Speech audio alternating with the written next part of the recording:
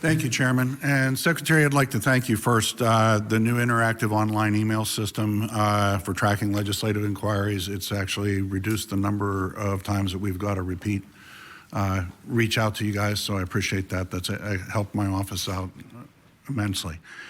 I'd like to start with the governor's tax budget. The governor's budget proposes to repurpose tax credit programs known as PA Edge to use reliable energy investment, regional clean hydrogen hubs.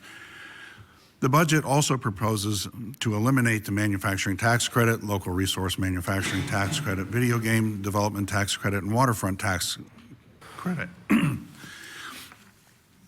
In the financial statement provided by the administration, it does not appear that the repurposing of the tax credits is expected to change revenues. Is that correct? The one credit that's advanced PA, it's reclassification of other credits. Part of it is in the tax expenditure lines for the current fiscal cycle and the next. The largest piece, up to $10 million, starts in 27-28. That's when the tax expenditure is booked for the entire amount. The other one's $100 million on the energy side, reconverting the current energy credit for natural gas to a larger platform, $100 million. That has not been booked yet, no. Is it the reason for elimination of those tax credits, is that because they're not being utilized? This is more of a commerce question in terms of value for economic development.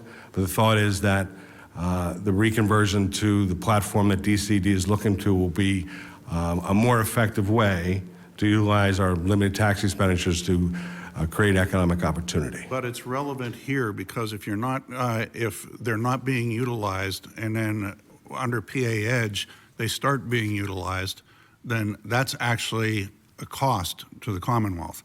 Well, and we're not, and even in your budget calculations here, we don't see anything forecast in 27-28 for those increased costs. So how do you reconcile that? Well, as of right now, the PA Edge total package was put forward the last year of the Wolf administration. At this point in time, even though they're available, they have not been used. And the thought is until we have opportunities that come towards the use of those credits, the probability of booking an expenditure for them has just not been realized yet.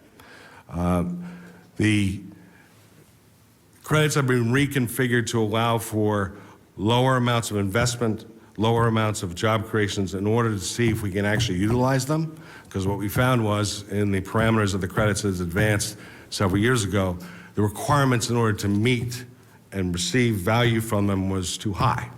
So they've been reconfigured to accommodate that, but at this point in time, we deal on ranges of probability. And you don't book something unless you consider it probable. At this point in time, that's why it's not booked. Mr. Secretary, Article 8, Section 12 was never in our Constitution until 1968 when people started seeing the stuff that DOGE and other is going after on the federal level right now. Article 2, Section 8 requires the governor to provide a financial plan for not less than the next succeeding 5 fiscal years, which plan shall include for each such fiscal year. Now, I was complaining about this last year, and I had thought given 12 months, you might be able to get this fixed, but we are still seeing this going out level funded on all these programs.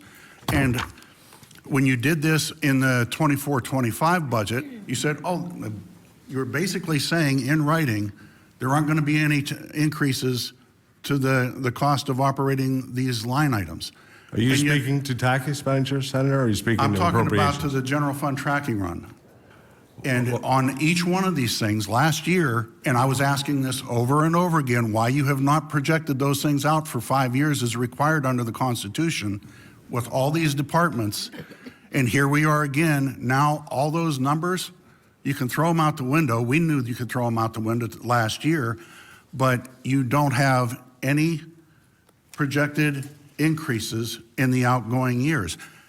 Hiding this stuff is disingenuous. It doesn't give us the ability to plan going forward. Tax expenditures, Senator, are set aside in statute regarding how much is available to do them.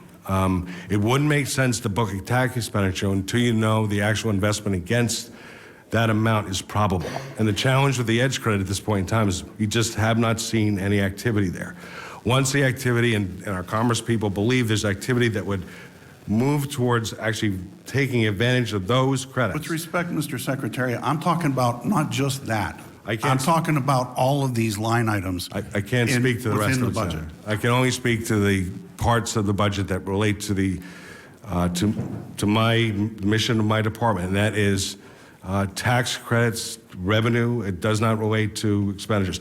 I would be very happy to pass on your concerns to the budget secretary to speak to him about that. I can speak to you about also if you're going to be proposing these these revenues, you've got to have some sort of an idea of where it's going to be.